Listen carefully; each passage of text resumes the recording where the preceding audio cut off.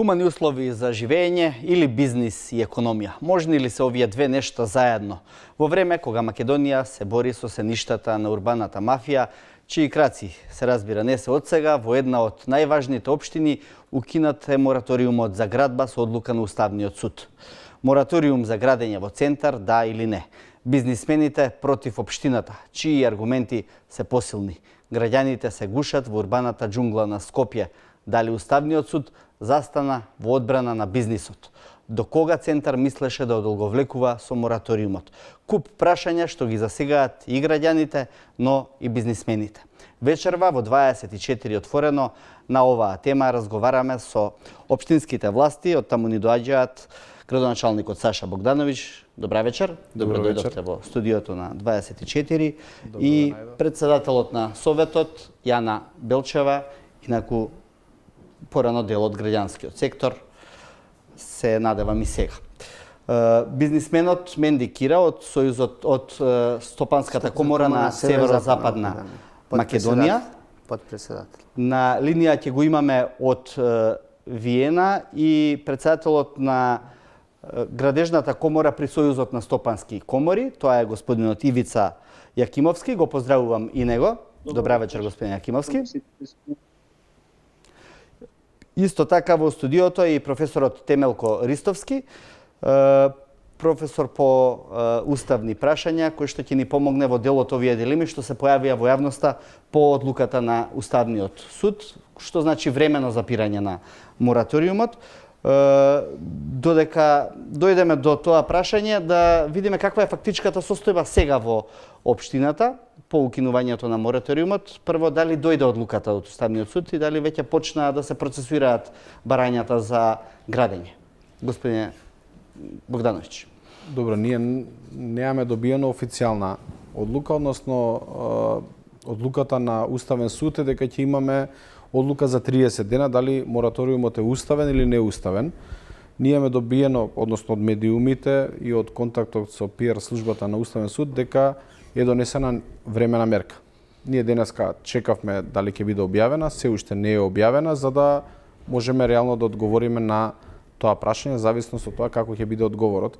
Така да ние немаме одлука се уште конечна на Уставен суд дали мораториумот, така наречениот мораториум, е уставен или неуставен. И не можам да го коментирам, бидејќи конечниот став ќе го знаеме за 30 на дена.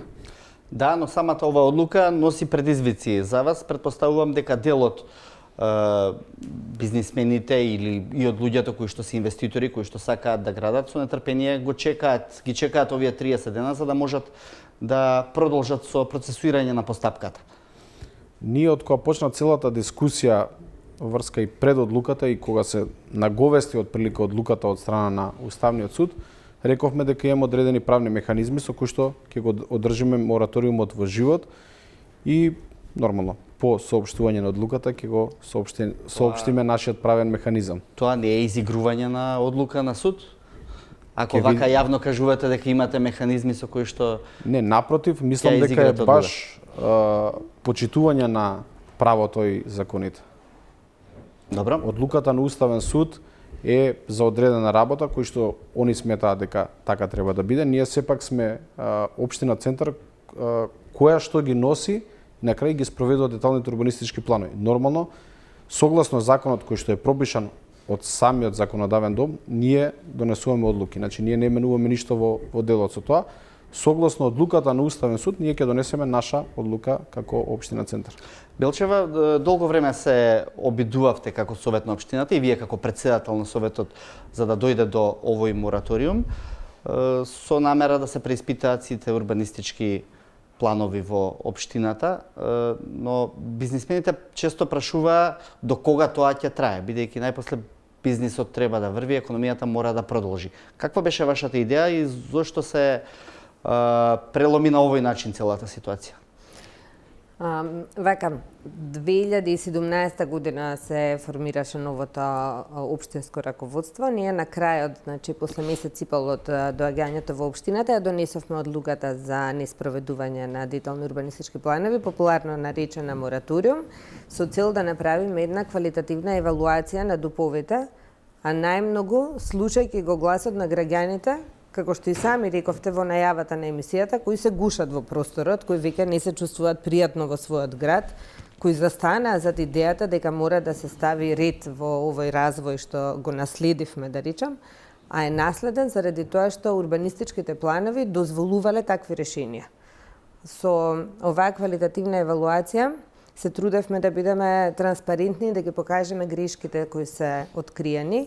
Тие покажа една фрапантна, да речам, нерамномерност која постои прво во општината. Мислам дека она што го видовме како сатурација во еден дел на општината и како недоволен развој во друг, ни ги даде и аргументите зошто мора да се направи преиспитување. Јавноста беше запознаена какви нехумани услови на живот ќе им се понудат на граѓаните ако таквите планови навистина до крај се реализираат.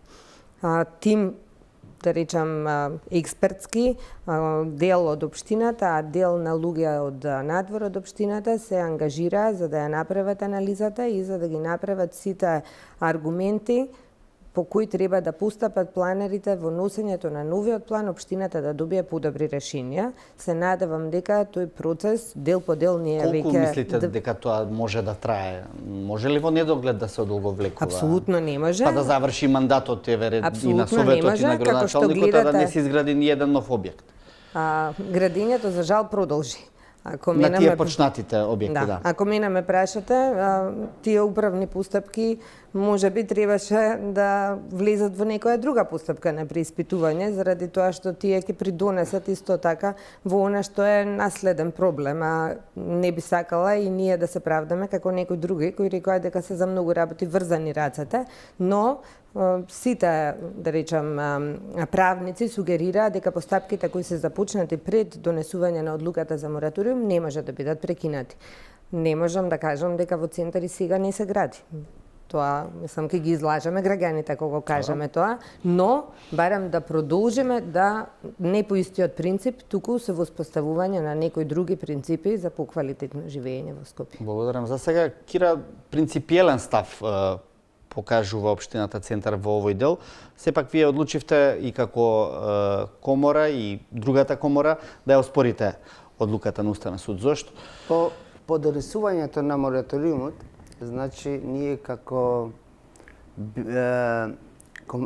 комори што ги чуваме, ги браниме интересите на членовите, нашите членки, ние бевме приморани, значи имавме голем притисок од градежните компании што има инвестирана во општина Центар, а не може да градат. Што значи тоа? Значи мораториумот значи забрана за градење. По тој основ, ние како комора, Стопанска комора на Северозападна Македонија и Градежната комора заеднички пристапивме кон барање до Уставниот суд за уставноста и законитоста. По кој основ мислевме дека имаме право, дека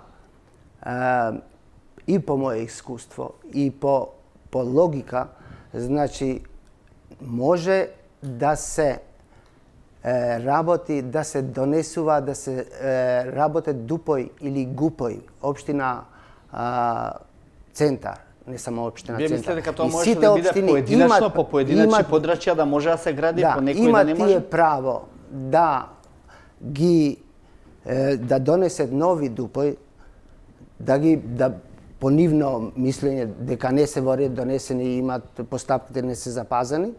Ние се слагаме со тоа. Ние сме да се донеси такви Дупој што се во склоп на законот и со сите параметри што му следува на градежништвото.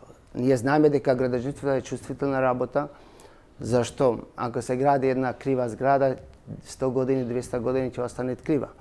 Меѓутоа, во паралелно со тоа, со донесување на Дупој мора да се гради. Значи, ако еден дел од граѓаните, значи не се слагат да се гради, ако е граѓанска иницијатива да се укине Дупој или да има Добро, веќе не е само граѓанска иницијатива, ова е општинска иницијатива и општинска одлука. И ние како бизнис заедница, значи и ние сме граѓани. тука не се засегнати само граѓаните, бизнес заедницата, тука се засегнати и собствениците на градежните парцели што се веќе во мораториум што не може да се гради.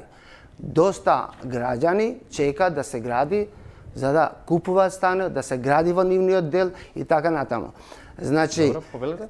Да, до сега и сметаме и како по советување на нашите правници, во нашиот систем нема ова мораториум, категорија на мораториум.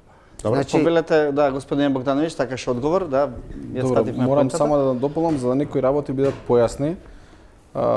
Никој не го спори правото, ние имаме една завршена работа, тоа се планови кои што се донесени во неколку години претходно и дека тие планови се на сила согласно законските норми кои што ги имаме во нашата држава.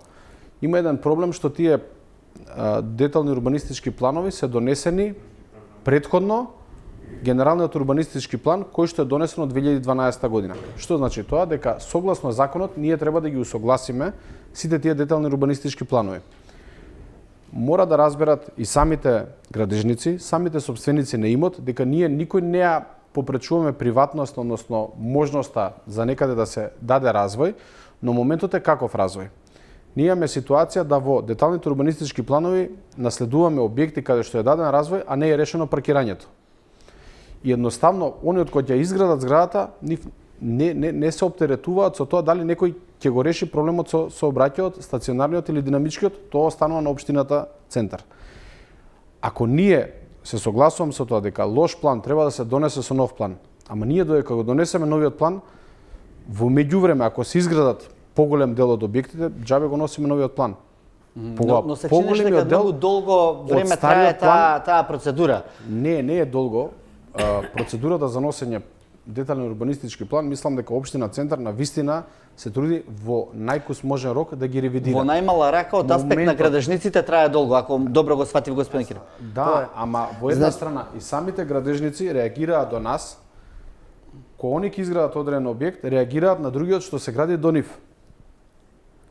Али реагираат од причина затоа што и самите викаат дека нивната зграда која што изградиле, другата зграда која што ќе се изгради, едноставно им не дозволува ќе пречи одредени нивните намери да го развијат бизнисот или било која фирма на начин нашиот начин на размислување е да овозможиме нормален пристап и за едните и за другите. Нормално и за луѓето кои што живеат таму и на крајот. Да, тука ќе го вклучам прво господинот Јакимовски, па ќе ви дадам збор. Една бројка да кажам, за да нека може... се подготви, дајте ми го на камера господинот Јакимовски во меѓувреме. Повелете вие. Секунда. Македонија е 25 км квадратни. Општина Центар е 25.000 км квадратни. Општина Центар е 7,5 квадратни километри. Мораториумот важи само на 4,5 квадратни километри. Никако не би сакала овие 4,5 квадратни километри да ги сметаме дека се причина за атак врз бизнесот или за намалување на нивната успешност. Напротив, интересот за градби не смее да биде концентриран во толку мало подрачје. Напротив, ние за да имаме еден равномерен развој, да имаме балансираност во целата држава, не би смееле да дозволиме интересот на тие 4,5 километри квадратни да биде така концентриран. Нема да го постигнеме она што сакаме да го направиме, да се развива државата, а не да се развива само еден мал дел. Добро, господинот Јакимовски, сакам да го вклучам тука. Ја следите дебатата и вие бевте дел од иницијативата пред Уставниот суд. Како гледате на овие аргументи на општината во однос на обидите да се продолжи мораториумот и покрај одлуките на Уставниот суд за временно запирање? Со внесува градежната комора во самото ставување на иницијативата до Уставен суд, тоа што се носи како мораториум или запирање, направи големи прички во севкупното работење што се однесува по основ на градбата на општина Центар. Севкупната ситуација не е одраз само на тоа што се води мораториум во општина Центар, тука тоа се надоврзува и со сите други општини. И ова би било една добра полука која може да се излечи, што е слушнав и самата Белчевска што го истакна како став. Да, треба да се развива градот во сите насоки. Меѓутоа, треба да се гради инфраструктура. Значи, тоа што веќе претходно изградено и тоа што се вложени финансии во делот на комунали, треба да се гради нова инфраструктура и со тоа ние да можеме да го градиме и самиот град да се шири и останатите населби да се урбанизираат и тогаш во таа насока нема да се случи тој притисок кој што се случува во центар. Ние сме сведоци зошто е тој притисок центар аеродром Карпош. Тоа се случува поради тоа што тука имаме реална инфраструктура по однос на градинки, училишта и се што е потребно за едно модерно и урбано живење. Така да во таа насока ова е добар момент кој што се отварат дебати. Преку дебати ќе можеме да дојдеме само до заеднички решенија. Но господине Јакимовски, како што каже Белчева, тоа е само 4,5% од вкупната 4,5 километри квадратни. на Македонија од Да, 25.000. станува збор за еден мал простор, но очигледно многу значаен за вас како градежници. Сега во тој судир на тоа што го велиме интересот на бизнисот и интересот на граѓаните еве и на општината, како да се најде тој баланс? Јас тој го дадов како насока, за тој директно се надоврзав на незе. Значи, потребно е да се направи стратегија долгорочна, значи гледано во наредните 50 години во која насока и каде ќе се развива градот Скопје. Значи, тоа е многу битно. Значи, еден е фактот кој што треба да се ревидират и факт е дека треба да се носат поквалитетни урбанистички планови се со цел градовите кои што треба да бидат, тоа е факт дека треба да трајат во наредните 50 до 100 години. Така да ако ние сега во моментов добра тоа го соочиме како проблем и воспоставиме јасни критериуми во која насока, како ќе се движиме и што и нас ни е потребно да имаме као општество, тогаш многу лесно ќе дојдеме до заеднички став. Да, но оваа одлуката на Уставниот суд за временно укинување на мораториумот, според многумина, имплицира дека Уставниот суд има добри претпоставки за тоа дека за еден месец би можел и комплетно да ја укине одлуката. Вие како комора рековте дека нема повлекување на иницијативата и ќе одите до крај. Нели беше можеби добро да се договорите со општината во делот на целиот овој сегмент на прашање? Што се однесува по однос на иницијативата, значи тоа што се носи како мораториум или запирање, никаде во законот за просторно урбанистичко планирање не постои терминологија запирање или мораториум. Резултатот кој што излезе после 15 месеци, значи што се соочи градежниот сектор со најголем предизвик, од носечка гранка кој учествувавме до 10% во бруто домашниот производ, ние се доведовме да во последниот период едва имаме во почетокот на година 0,2%. Тоа значи дека ние 98% имаме изгубено целосната активност во градежниот сектор. Сигурно не е тоа само заради мораториумот во центар, тоа се многу други фактори влијаат. Тоа не е влијание само на кое што се однесува мораториумот. Тука и делот на општина Карпош, кај што реално, па да не речам, сите дупови паднаа на Уставен и тоа си дојде као домино ефект. Запирањето на инфраструктурните проекти и тоа си доведе уште дополнителен притисок, така да ова е склоп на една поширока слика. Така, добро, ви благодарам за сега. Имаме една реплика тука од Богдановиќ. Добро, во врска со дискусијата на Ивица, дека мораториумот не е влезен како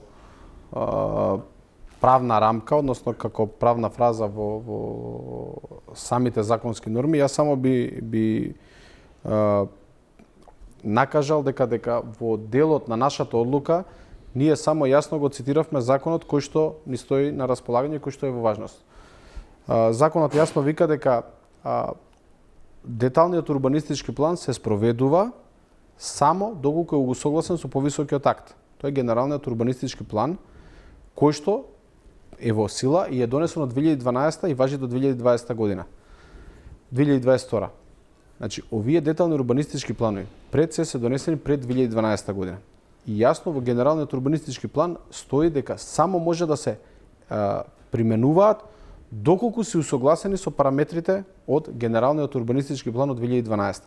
Значи, вие не треба да напишете дали нешто се спроведува и не се спроведува, него баш во законот ви стои се применува само доколку е усогласен. И ние само сме ја цитирале одлуката во законот.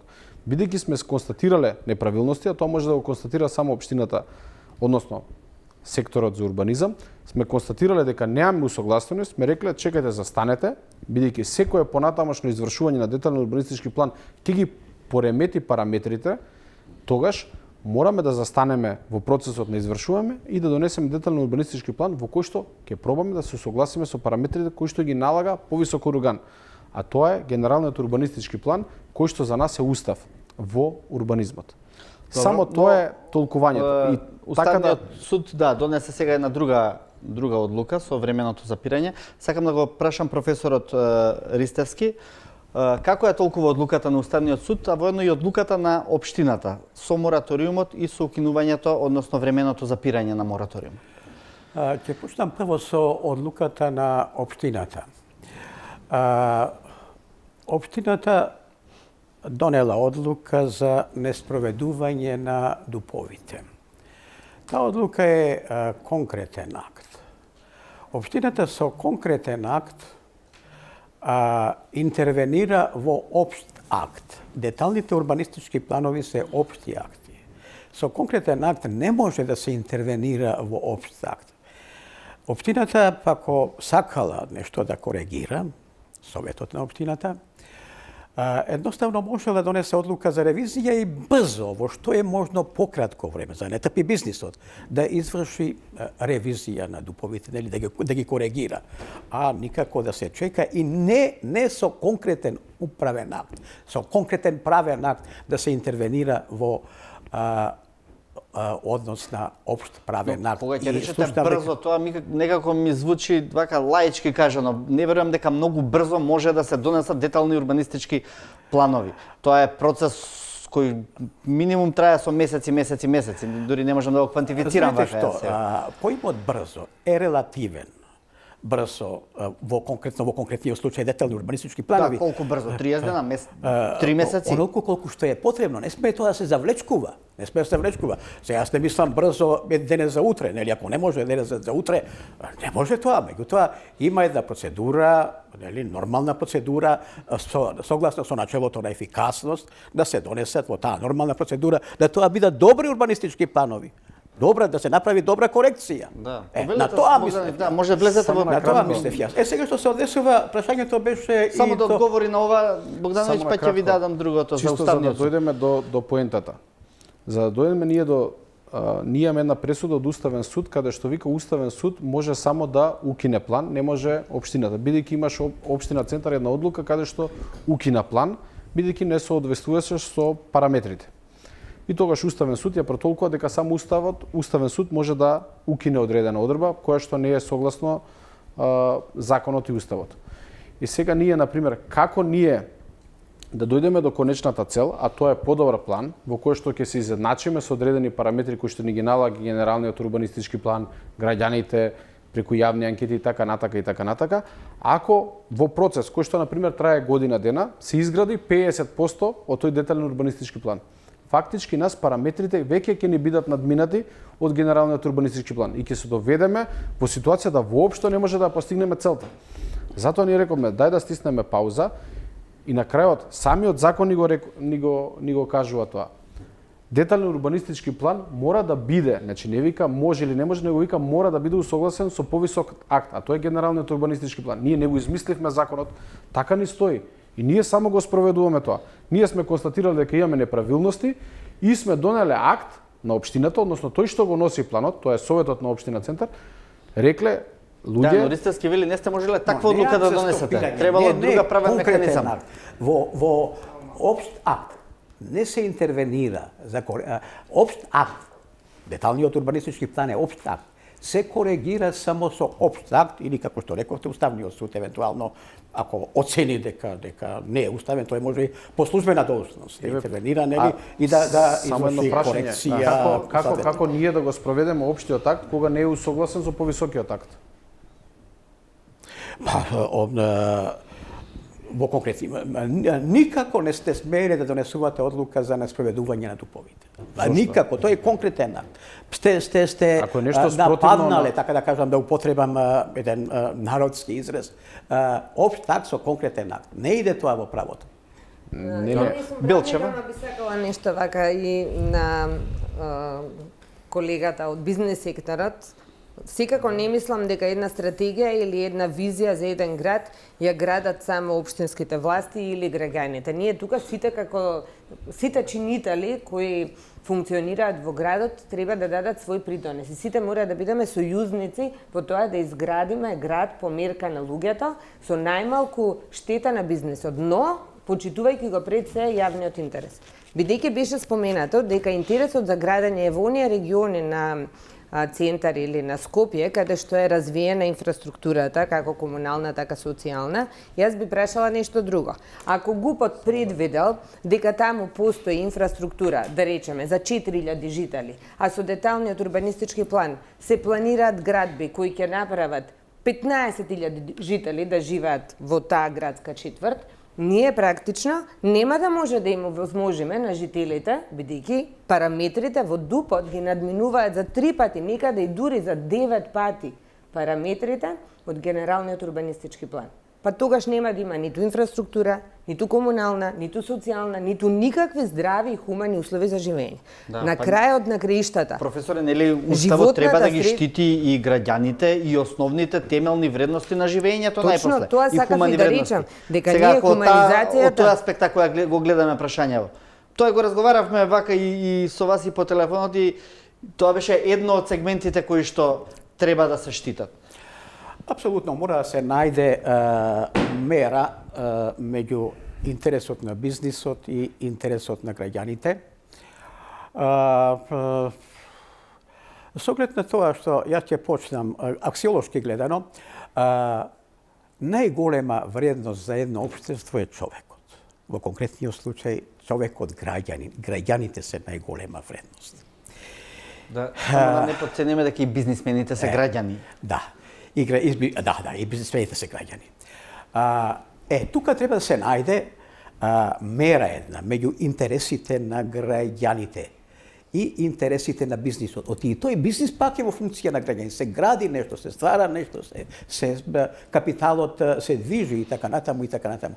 Мора тука да се најде некоја мера за да не биде засегнати ни интересите на едните, ни интересите на другите во рамките на овој прашање постои Билчева, ако во одредена улица намената за живење на 500 луѓе, градите станови во кои што треба да живеат 2000 луѓе, како ќе ги заштитите тие граѓани утре? Мора да се води такво нешто. Оттаму претпоставувам дошла оваа одлука за мораториум. Тоа се обидуваме да го поставиме како прашање. Беше ли битна, нужна таа одлука или не? При вакви параметри што ги кажуваат овде општинските власти. Ајде да го вклучиме, еве и Кира ми бара зборот преска. Ние како бизнес заедница, реков и преска, дека не сме против донесување на закони на ДУП и ГУП.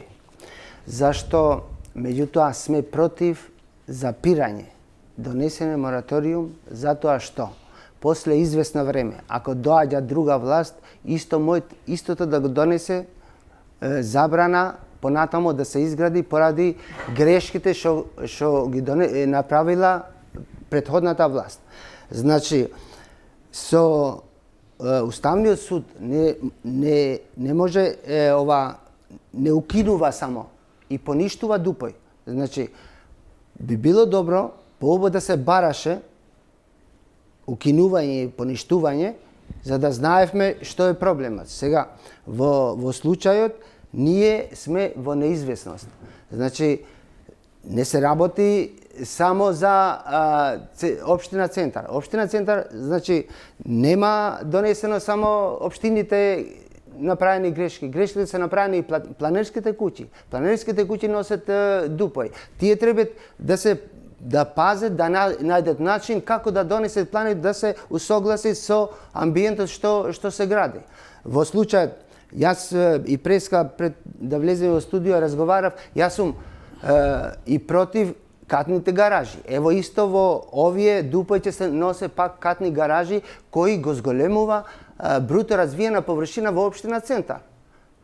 Ко може катните гаражи наместо да се градат од ниво 0 нагоре, може да се гради од ниво минус надолу. Значи, и тука имаме, ние не знам сега од прилика, околу 150 до 200 илјади квадрати се катни гаражи. Тоа исто делува во градењето на општина Центар, ист проблем ќе го имат и понатаму општина Центар. Значи воопшто овие работи треба да се видат не само Кое е според институциите. вас решението? Да се укине сега одлуката и да си продолжат градбите со старите детални урбанистички планови. Веќе нови нема, колку што разбираме, и нема да има во брзо време. Да се продолжи со градба и паралелно со тоа да се донесе ГУП и ДУП.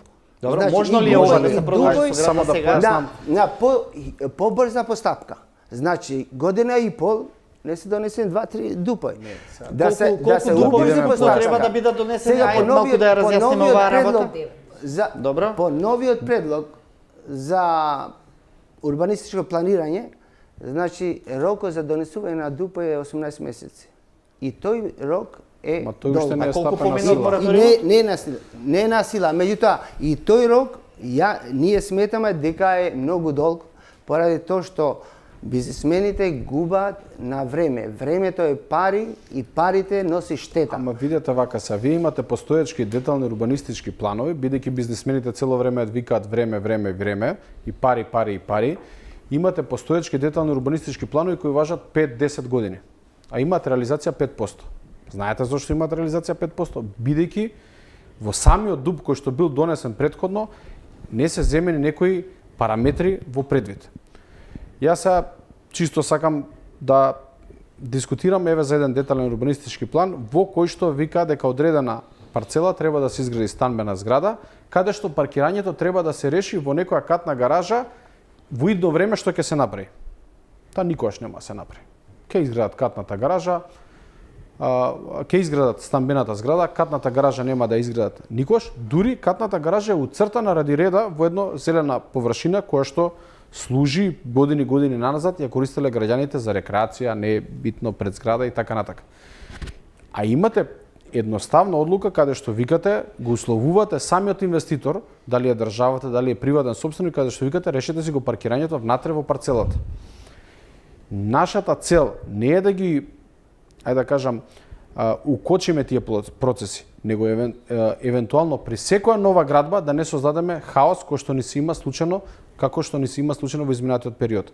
Што, например, ние продолжиме по стариот план, како што викаат дел од бизнисмените, оние изградат таа катна гаража, бидејќи нема да градат неколку нивоа под земја, ќе имаат поголем профит, не се изгради таа катна гаража која што треба да се изгради во зелениното, ја направат станбената зграда, ние имаме дополнителен хаос од 50, 100, 200 станбени единици кои што имаат возила и треба да ги паркираат на одредено место. Повторно општината се соочува со проблем да треба да го решава стационарниот сообраќај и динамичниот воедно. Добро. Сакам тука да го вклучам Јакимовски од на нашата врска во Виена, кој што ја следи дебатата. Јакимовски се отворија доста прашања во врска со ова и некако како да слушам јас во студиото диалог на глуви. Се извинувам вака што ќе го поставам тоа, меѓутоа очигледно дека бизнисот и интересите на општината не може да се најдат на ова поле. Што понатаму според вас? Тука гледано од наша страна и во претходната изјава која што имавме во петокот го кажав ставот кој е. Значи суштината што е? Би направила на паралела за да биде многу појасна за јавност. Значи секој закон се носи во собрание. Секој закон со носење на новиот закон престанува важноста на претходниот. Во секој закон се интервенира со измена и дополна. Истата е суштината и во делот на ДУП. Значи ДУП се носи исклучиво со нов ДУП, ГУП се носи исклучиво со нов ГУП. Тоа дека во временски период од 2 години ќе се изгради толку премногу, јас не би можел да се сложам затоа што ние сме сведоци дека и центарот и градот Скопје се градал децени. Така да за 2 години не може толку катастрофални последици да се направат што не би биле поправливи. Фактот дека треба да се носат многу поквалитетни дупови и тоа е неоспорно, особено во делот кај што е државниот имот. Добро е да се предвидуваат секаде градинки, училишта, паркови, зеленила, меѓутоа да не се доведе во позиција приватниот имот кој што претходно имал одредена вредност и сега таа вредност да се намали и до 10 пати. Значи тука е и целиот проблем во која насока се движиме. Значи да, факт е дека треба да се носат дупови и тие дупови Еве како комора максимално ги поддржуваме, меѓутоа динамиката на која се носат со факт дека може да се намали, затоа што барем на нас тоа ни е многу добро јасно, во градежниот сектор динамички план е основа. Значи нарачателот во случајот е општина или град или било која институција при носење на дуг, значи тука не може да учествува градежна компанија. Треба точна динамика да се предвиди тој што ќе превземе обврска за изработка на дуг. Тој мора во временска рамка предвидена 6 месеци, година и 2 месеци тоа мора да се заврши. Значи тоа не може да оди во недоглед. Да. Значи, Да, тоа е мојот став. благодарам, да. Да, и ова држи логика. Сега јас како што модерирам, има логика и ова што го зборуваат бизнисмените и навистина зошто во недоглед оди донесувањето на новите дупови. Рековте станува збор за 29 парцијални мали дупови би ги нарекол јас. Па не се мали, тие Да, се дупови да, за меѓутоа градските 29 четврти според за поделбата од за генералниот општината. урбанистички план. И Би ја сега- вратила малку, би го вратила малку. Дали може и прашање. парцијално тоа да оди? Па тоа Кога и еден оди дуп ќе се- парцијално. Добро, и Тоа колку точно до така сега и од оди. тие дупови се донесени? Два се донесени од вкупниот број што таму беа нема ставени мораториум под за градба во тие На два? тие два сега нема, тие се ослободени. За другите се работи за да се донесат нови. Јас нешто друго сакам вака. Профитот е очигледно линијата околу која, да речам, се кршат копијата. Дали приватниот интерес за профит може да го ставиме пред јавниот интерес? Не би смееле, нели? Уставно загарантираните вредности со тоа ќе ги нарушиме. Од хуманото живење, од социјалната правда, од заштитата на животната средина, сите тие начела во уставот ќе ги загрозим. Би прашала нешто друго. Ако 1 метар квадратен на стан во центар, анализата излезе завчера во медиумите, чини некаде дури и дупло поскапо, а некаде со провинција споредувано 3 пати поскапо во метар квадратен, значи дека е таква голема непропорционалност. Ако цената на материјалот е иста, работната сила веројатно е тука некаде, комуналите може да се разликуваат, но не се разликуваат премногу, што ја оправдува тогаш таа голема разлика во цената за 1 квадрат. Односно, ако имаме ист трошок, тогаш очигледно е дека е голема заработката токму на еден мал простор во градот. Мислам дека тоа прави да интересот за профит тука сака да го надвлада јавниот интерес. И она што можам да кажам е дека ако тоа ни се случи, тогаш ќе ни се случи нешто што исто така е спротивно на некои вредности на кои треба да се базира нашето општество, а тоа е некаква социјална правда и недозволување на такво социјално разлојување. Оти ние што ќе направиме? Ќе концентрираме на едно место луѓе кои можат да платат скапи станови, а ќе ги оставиме дисперзирано и далеко од нас сите оние кои нема да може тоа да си го дозволат. И на крај и оние што имале доволно пари за да може да платат скап стан, нема да ги добијат сите овие сервиси што треба да се овозможат како комунална социјална инфраструктура и секако животна средина. Би рекла дека такво социјално раслојување е контра европските вредности. Ние мора да базираме решенија кои ќе вклучуваат и социјална инклузија. И оваа одлука треба и така да се третира. Кира па Јакимовски ќе ги вклучиме на оваа тема. Значи, Би ги постави интересно прашање Белчева во однос на тоа зошто концентрацијата на градежниот бизнис мора да биде во центар и го поврза со цената на чинење, односно профитот. Сегде во светот, во метрополите, во центарот се гради. Сегде. Нема метропола што не се гради и тука се сите заинтересирани страни се да има тука станови, да има тука да живеат, поради што институциите на државата се тука. Влада, министерства, универзитети, што ти ја знам, да е поблиску. И сите сакат да се до центар, па затоа и цената е тука повисока. Меѓутоа, цената не е повисока дека е во центар. Цената е повисока поради тоа што земјиште е поскапо, цената е повисока дека тука во центар потешко се добива одобрение, потешко може да се најде локација, помалу локации за градба и така натаму. Значи тоа е. Институциите, планерските куќи, експерти, стручњаци треба да видат како да се ослободат, како повеќе да има зеленило во центарот. Не може да има само во тој дел, ако не се гради, ќе има зеленило или ќе има подобар живот за граѓаните. Треба да се види, значи, во периферијата на градот да има зеленило. Дај да се вратиме зашто во водно, каде што има зеленило се гради. кај што има најповеќе зелено, ни се бара да се прекинува, да се укинува и така натаму. Значи, дај да се види овие лимени гаражи што се по градот, по центар, да се руше, што се диви градби, да се руше, да се посади зеленило. Дај овие градежни, овие катните гаражи, да нема над катните гаражи, да има зеленило. Дај кровните конструкции, кровоите по згради, да не се веќе класични кровои, да има равни кровои, да има да се зеленило. направи со некаков нов план. Јасно, да има, ама плановите што се носат се скоро исти со другите. Зато тие не може да се носи толку брзо, зашто има пак исти последици, ќе имаме и ние, да се вратам и сега на самите одлуката власти, и на самите Уставниот граѓани. суд. Одлуката на Уставниот суд, како ја коментирате вие, која што донесе времена мерка за запирање?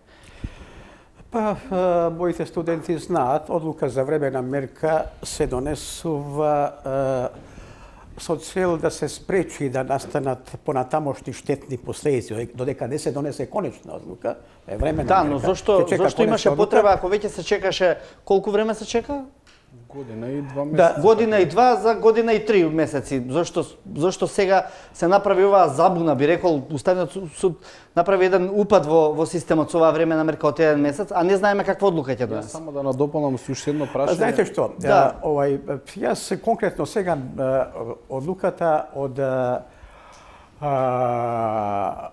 материјално правен аспект не би можел да ја коментирам, затоа што ја немам.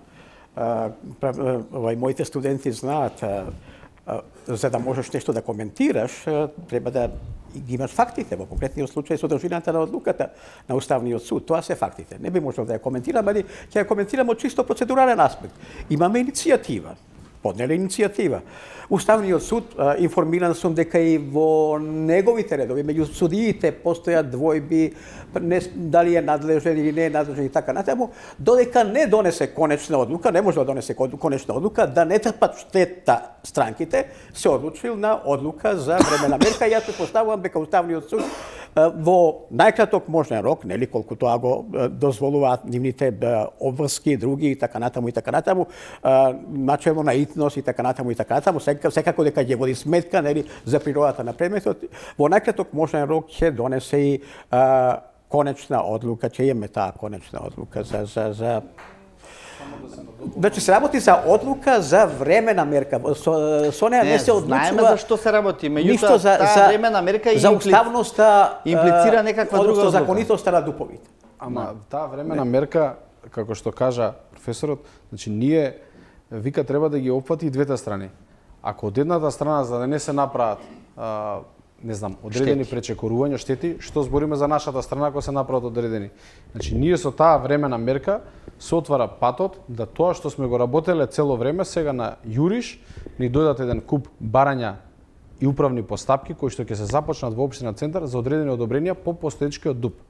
Значи ние фактички се што сме сакале да измениме да исправиме ни паѓа во вода баш заради таа времена мерка. Односно, ако ние некаде сме сакале да примениме закон каде што ќе вика повеќе зеленило, односно над 20% зеленило, за да исправиме претходната грешка каде што не предвидувало 0% зеленило или предвидувало 100% изграденост, а ние сега викаме одреден процент на изграденост за да има одреден простор на дворно земјиште, значи не можеме да ја завршиме нашата крајна цел.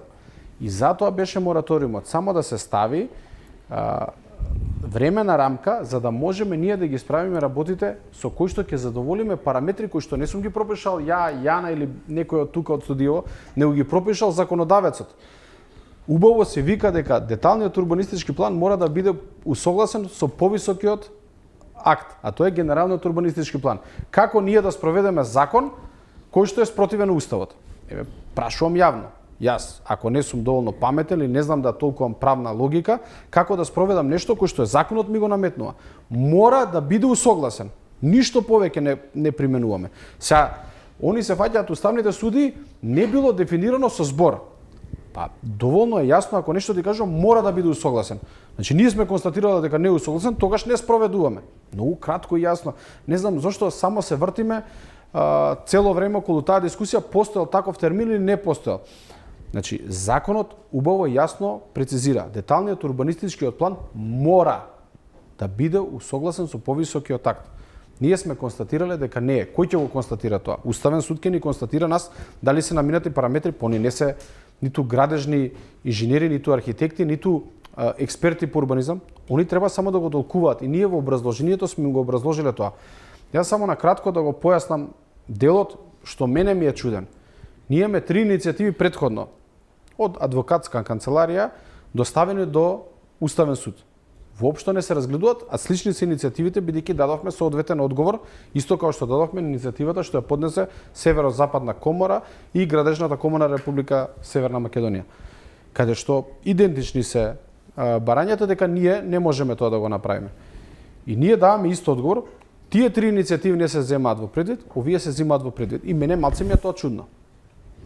Што сакате да имплицирате? Сакам да имплицирам дека одеднаш за Уставниот суд година дена поминува, никој не дискутира во врска со уставноста или неуставноста, сега поднесено во јануари, во март се одлучува и малце ми е мене чудно. Некој вршил притисок во Уставниот суд? Не можам да го кажам тоа, бидејќи немам аргументи, ама ја присуствував на расправата кога беше расправата во Уставен суд, побарав збор за да го објаснам моево излагање кој што го имам сега, не можев да добијам збор, иако деловникот дозволува учество во јавната расправа, за да ги појаснам нашите ставови, дека џабе ние после ќе го измениме планот, зашто се согласуваме сите, и професорот и сите, ако параметрите во текот додека го измениме планот, веќе се надминат. Односно, што направиме ние ако се изградат 10 згради, се усела толку и толку стамбени единици, и ние параметри ги надминуваме. Џабе после носиме нов план.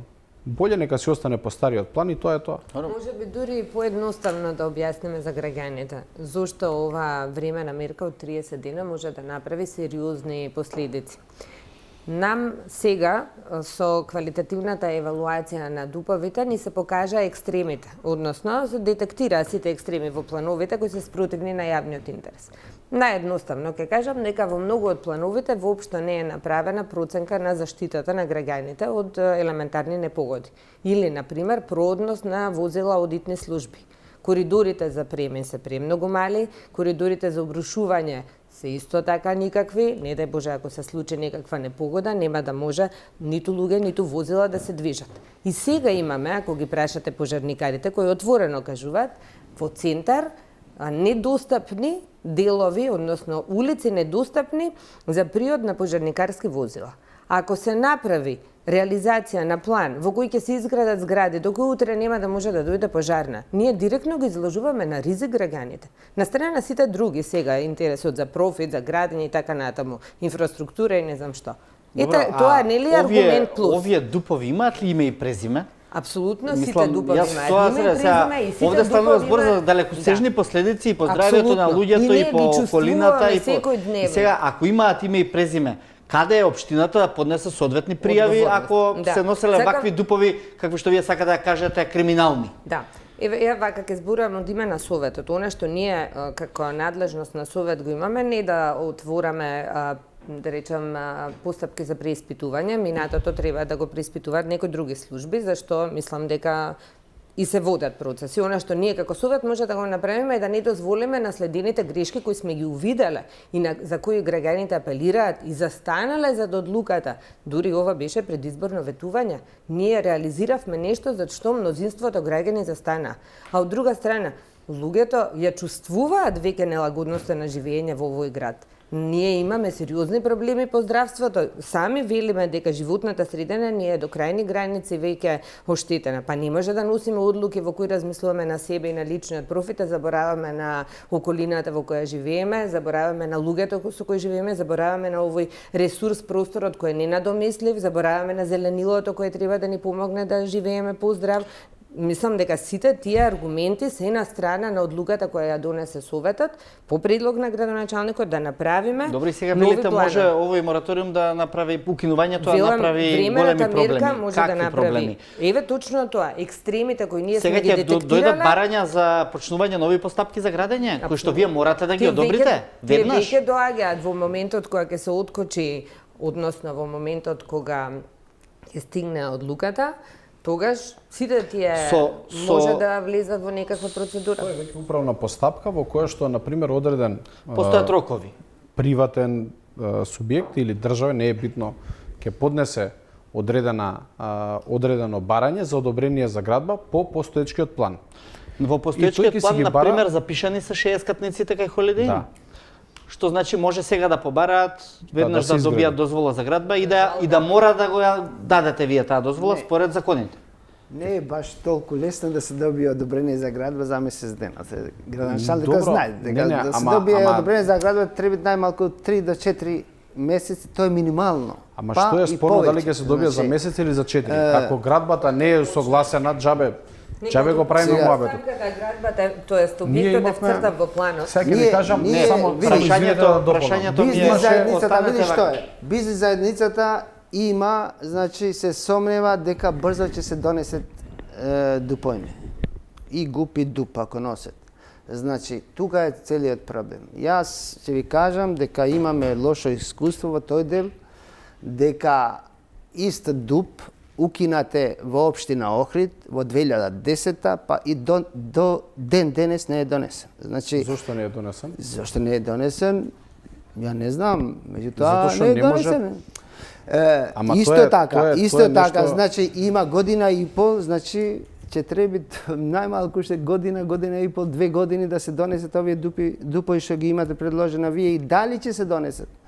И дали и тука целата сомнежето. имате- Иначе ние немавме во почеток барање да Еве, сега еден да се преиспитува пластичен пример. Во општина мораториумот. Центар, знаете Ние дека мислевме дека ќе се заради донесе губење побрзо, па мнозинството, ќе се скоро гради. 4 години не е донесен Ние ниту не сме еден план. против донесување, неколку пати го Скоро- повторуваме. Еве за бизнис заедницата. Скоро 4 години не е донесен ниту еден детален урбанистички план, бидејќи имавме губење на мнозинството од страна на СДСМ и коалицијата. Не имате реализација на некои планови 5%. Баш заради тоа што се неквалитетни. И меѓу другото, ние кога ги разгледуваме плановите, ги изијаме сите оние барања, сугестии од сите страни, и од граѓаните, нормално од параметрите кои што ни се налагаат како законски норми, нормално и од доаѓаат и бизнисмените секој ден прашуваат. Значи ние не бегаме од тоа дека треба да се дискутира и да се направи. И сега имаме ситуација каде што одредени бизнисмени, ете од истата комора или од друга некоја комора, започнале постапка и сега имаат проблем, бидејќи не може да го спроведат, не може да се спроведе.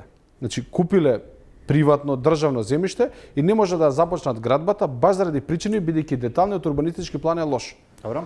И сега они ја криват општината баш заради тоа затоа што деталниот урбанистички план е лош. Нашето единствено е да се усогласиме и да седнеме сите заедно, дајте ги направиме квалитетни плановите. И во интерес на ајде да кажам, луѓето кои што се заинтересирани да инвестираат и да градат, во интерес на граѓаните кои што живеат на тоа место, но и нормално да запазиме одредени рамки и параметри. Тоа е целата работа. Благодарам. За сега ќе сакам да вклучам дел од публиката за да видиме малку да ја интензивираме дебатата и во тој дел да видиме што мислат и граѓаните или студентите. Добро вечер, јас сум Миријана, студентка на правниот факултет. Накратко зборувавте вие дека во сите големи метрополи се градат големи згради.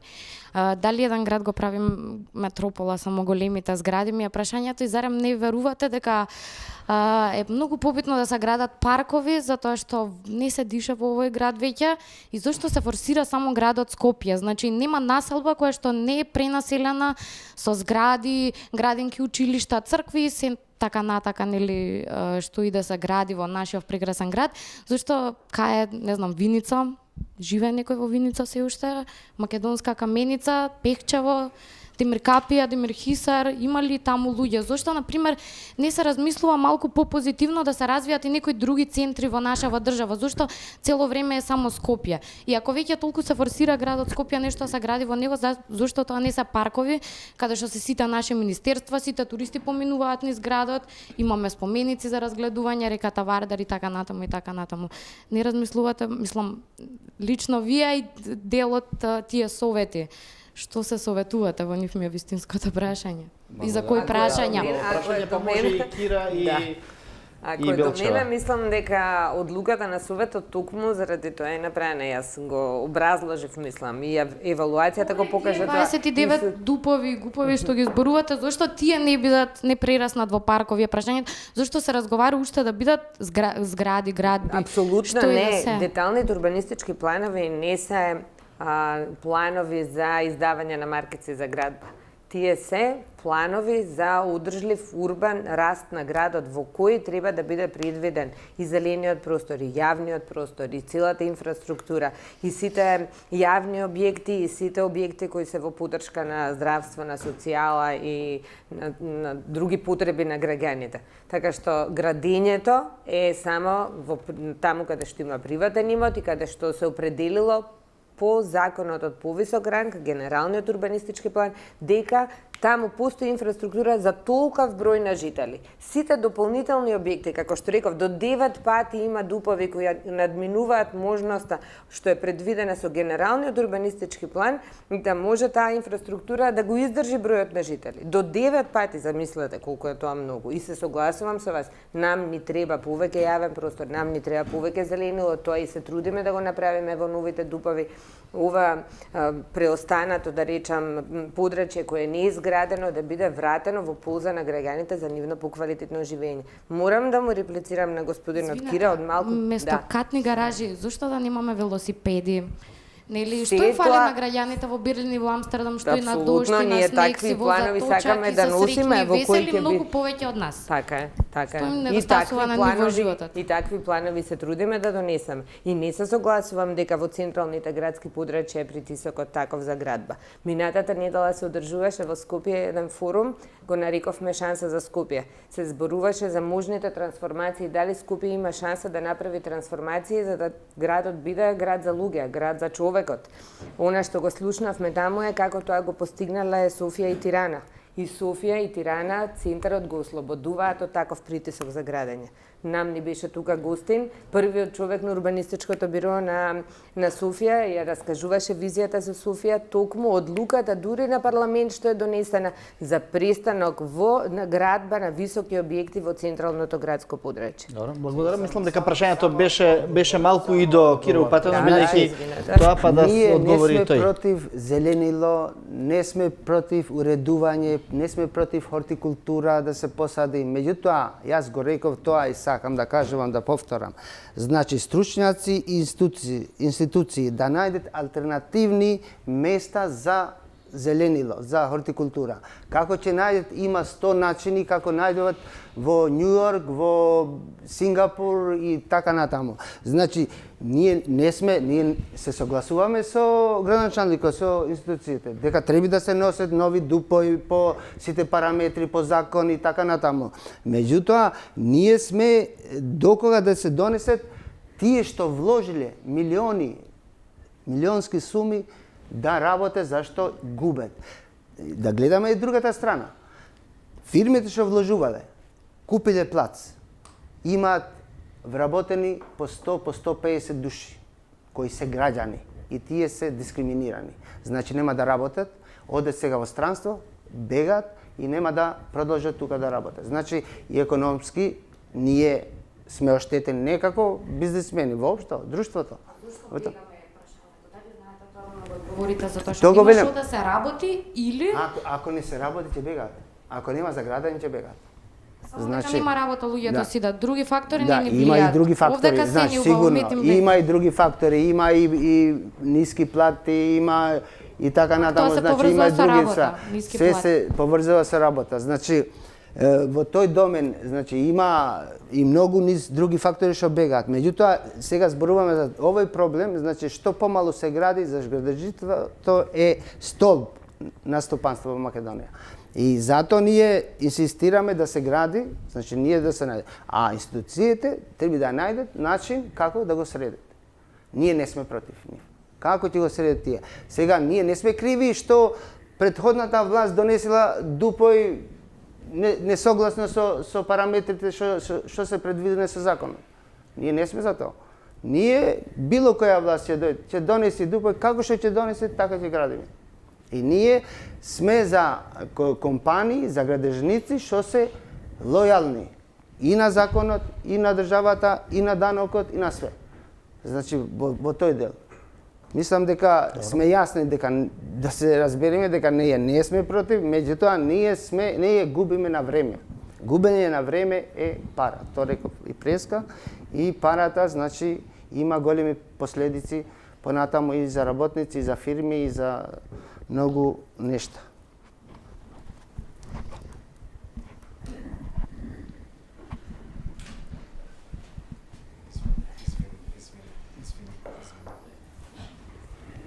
Добар вечер на сите, јас сум Благоја Петровски, дипломиран психолог, магистар по филозофија и по политички науки и ви благодарам за вечерашново информирање на јавноста за два поделени фронта и кои што се надевам дека успеав и двата да ги сватам од нивната перспектива и не сум ни против едните, ни против другите.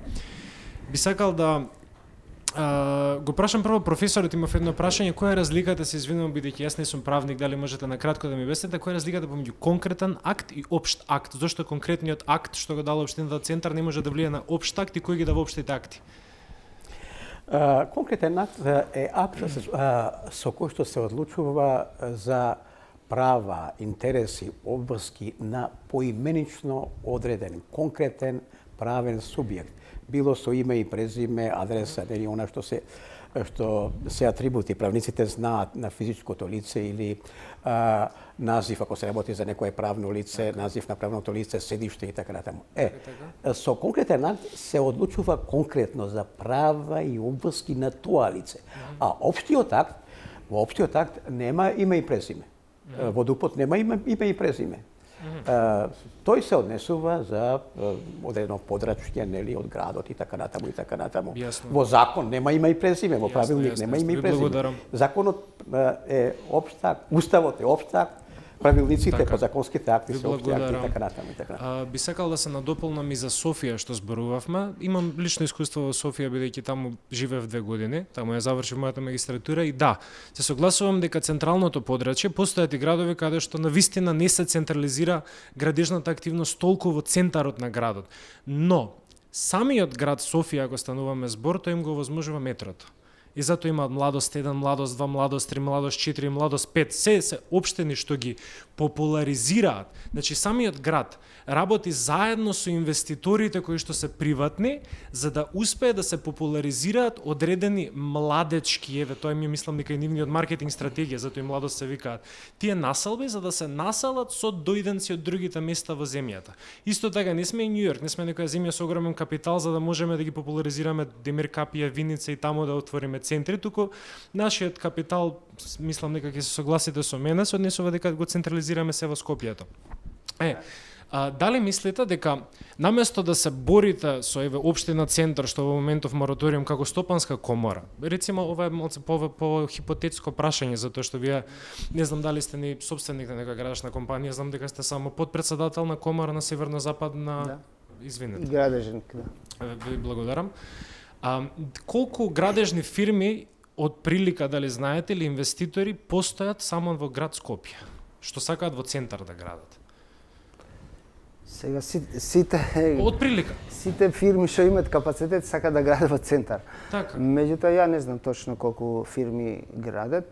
Знам дека градат најголемите, фирми што имаат потенцијал за градење. Така. Тие најпоче градат, се знаат неколку фирми. Сега, значи тие фирми сакаат да градат воопшто на центар, која што е некаков блокатор за да тие да изградат на тие места. Дали мислите дека постои опција во денешно време и со овој начин на конзумеризам во кој што живееме да се популаризираат одредени области надвор од центарот, кои што ќе бидат под групација на повеќе фирми одеднаш и да речат градиме населба во Кисела вода е рецимо општина, измеѓу Драчево и Расадник. Види сега. И таму да ја популаризираат со тоа што таму ќе се централизираат, само да го завршам, се извинувам. И таму да се централизираат исто така со ГУП да има подрачје за Министерство за внатрешни работи, подрачје за Министерство за надворешни работи и така натаму. Значи, прашањето ми е специфично, тоа е дали мислите дека постои можност да работат градежните инвеститори заедно со општините и ГУП-от на повисоко ниво? Компаниите, значи, и бизнис заедницата, градежните комори и северозападна не носат дупој. Значи дупојне ги носат институциите. Меѓутоа, политиката која што вие предлагате и прашате едноставно, крои владата. Ако владата, пример, носи двоструга и охрид амбасади, министерства, тогаш ќе се шири. Тој е план поширок, долготраен план што треба да предвидува владата. Значи, ако има министерства, ако има институции во тие места, нормално ќе има и градење таму. Значи, према вие гледате како се малите градови запустени, пошто нема ни една институција.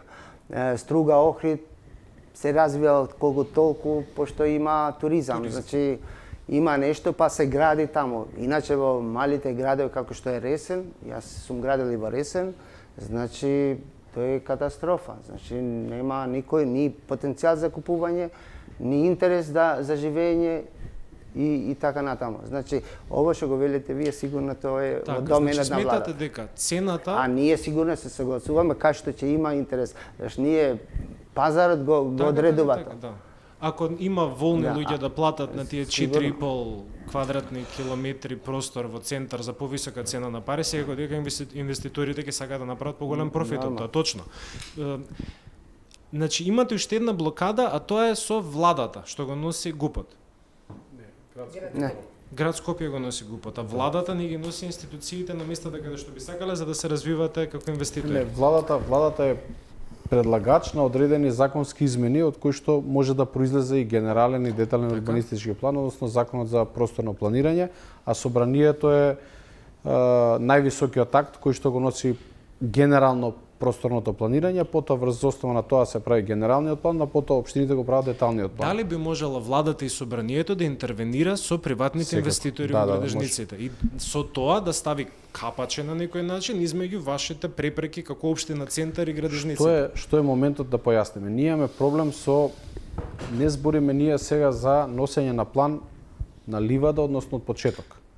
Значи бришан простор и да кажеме од сега почнуваме тука ќе има зграда, куќа, парк и така натаму. Ние имаме веќе фактичка состојба на изградена инфраструктура која што имаме од згради, куќи и така натака, и имаме веќе донесен план. Значи вие може не ги гледате зградите кои што се уцртани на територија на општина центар, ама тие постојат. Дали се 60 ката, 10 ката, 15 ката, 5 ката, зависно од детален урбанистички план. Моментот е што ние како општина центар, совет, градоначалник, служби и така натака сметаме доколку се изгради тоа што е уцртано претходно, на жалост, и тоа е, јас се согласувам со тоа што они што кажат. Они дошле и ви рекле тука имам уцртана зграда од 10 спрата. Моментот е што таа зграда ако се изгради, потоа попречува некои други правни дејства кои што ги загрозуваат човекот. Ние имаме ситуација, имаше репортажа во Дебар Мало, каде што зграда е изградена и има простор, односно во самиот детален урбанистички план е уцртана улица каде што нема тротоар. Во деталниот план е уцртано да нема тротоар. И тоа е закон. Сега вас може да ви е смешно, глупо, мене може да ми е смешно и глупо, они си рекле таму нема потреба да има тротоар. Значи они требале да земат некои норми каде што вика улицата треба да биде широка 3,5-5, зависно со тоа каков тип на улица станува збор и да кажа минимум 1,60 м тротоар. Они уцртале да нема тротоар. И они како градежници си вика мене ми е уцртано во деталниот план да таму нема тротоар и јас си градам и он си управо во тој дел кога гради. Но моментот е од кога ќе изгради улицата, после тоа нема враќање на зградата. Која е последицата нема враќање на? Затоа јас лично сум за мораториум, само ќе бидам многу брз. Мислам дека тука имаме одговор. Мораториумот е шанса колку толку да се исправи работата. Тоа е целата работа. Само да надополнам нешто во однос на прашањето што го имавте на таа балансираност. Владата има своја стратегија и закон за рамномерен развој на Републиката. И тоа во целата држава би требало да биде почитувано и со носење на урбанистичките планови и со генералниот урбанистички план. Инаку, тој ние би го нарушиле практично тој баланс кој владата сака да го направи. Од друга страна, ние сме ги прифатили и глобалните цели на ЮН од 2030, со кои исто така рамномерниот раст и одржливиот урбан раст ни е цел на државно ниво. И законите на државно ниво ги штитат практично одлуките кои ги носиме за ревизија и за поквалитетни планови. Благодарам, И уште... да, благодарам за сега. Да. Сакам да го вклучам повторно господинот Јакимовски од Виена, бидејќи се отворија повеќе дилеми и прашања на кои што исто така беше прозвана и комората од Сојузот на стопанските комори. Па господин Јакимовски, со оглед на целокупниот тек на дебатата, каде го гледате излезот, меѓутоа не на план на кој што претходно зборувавме долгорочно, туку и краткорочно, бидејќи очигледно дека имаме две доста спротивставени позиции овде. Едно е тоа што е спротивставеноста, меѓутоа реалноста е друга. Се тоа што е сконцентрирано во централното градско подрачје е резултат на сите објекти кои што се изградени од страна на државата и општините се концентрирани на мало подрачје. Значи, кога ќе почнат да се градат инфраструктурни проекти надвор од централното градско подрачје, ние ќе размислуваме за тоа и што го поставија како прашање. Значи, тука јас имам буквално на се одговор на сите прашања кои што ги поставија, меѓутоа немав можност, премногу брзо се движи целиот разговор и не сум присутен меѓу вас. Значи, тоа што го потенцира постојано председателката на Советот дека исклучиво е профит, тоа е апсолутно невистина. Значи, не можеме ние да отцрниме една страна за да оправдаме своја страна. Тоа апсолутно не можеме да се соочиме, веројатно ќе има некоја наредна дебата кај што многу по-детално и аргументирано ќе одговориме на сите овие прашања. Факт е дека треба ние самите да си го изградиме општеството во која насока ќе се движиме. Треба сите да погледнеме во една насока. Дека градежниот сектор загадува, тоа е апсолутно невистина. Дека треба да се детектират загадувачите и треба да се останат, треба да се размислува во таа насока. Дека зеленилото кој што ќе се изгради, ќе ги реши сите проблеми, нема да ги реши сите проблеми. Така да се отвараат многу теми, има одговор на буквално на се има ова одговор, само жалосно што не сум таму. Добро, да, ви благодарам за сега. Секако дека оваа дебата не може да се исцрпи во час и 15 минути, таа ќе продолжи во наредните денови, претпоставувам и месеци и години, бидејќи најпосле заштитата на хуманното живење се разбира и на останати сегменти од живењето, како и на бизнисот, е од клучно значење. Тука би сакал да ги видам поентите на вечерашната емисија. Апсолутно мора да се најде мера меѓу интересот на бизнисот и интересот на граѓаните. Со оглед на тоа што јас ќе почнам аксиолошки гледано, најголема вредност за едно општество е човекот. Во конкретниот случај човекот граѓанин. Граѓаните се најголема вредност. Факт е дека треба да се носат многу поквалитетни дупови и тоа е неоспорно, особено во делот кај што е државниот имот. Добро е да се предвидуваат секаде градинки, училишта, паркови, зеленила, меѓутоа да не се доведе во позиција приватниот имот кој што претходно имал одредена вредност и сега таа вредност да се намали и до 10 пати. Не можам да кажам дека во центари сега не се гради. Тоа, мислам, ке ги излажеме граѓаните кога го кажеме тоа, но барам да продолжиме да не по истиот принцип, туку се воспоставување на некои други принципи за поквалитетно живење во Скопје. Ние сме да се донесе такви дупови што се во склоп на законот и со сите параметри што му следува на градежништвото. Ние знаеме дека градежништвото е чувствителна работа, зашто ако се гради една крива зграда, 100 години, 200 години ќе остане крива. Меѓутоа, во паралелно со тоа, со донесување на дупови мора да се гради. Детален урбанистички план мора да биде, значи не вика може или не може, него вика мора да биде усогласен со повисок акт, а тоа е генералниот урбанистички план. Ние не го измисливме законот, така ни стои и ние само го спроведуваме тоа. Да, во студиото на Отворено повеќе од 1 час и 20 минути дебатиравме на тема градење, мораториумот во општина Центар и одлуката на Уставниот суд времено да го запре тој мораториум. Какви ќе бидат последиците, останува да се види во наредните денови, веројатно и во наредните 30 на дена. Ние остануваме да го следиме целиот овој процес. Почитувани гости, ви благодарам што бевте вечерва во делот Отворено. Се гледаме и во некоја народна прилика и благодарам и на публиката што беше активна. Останете и понатаму со програмите на Телевизија 24.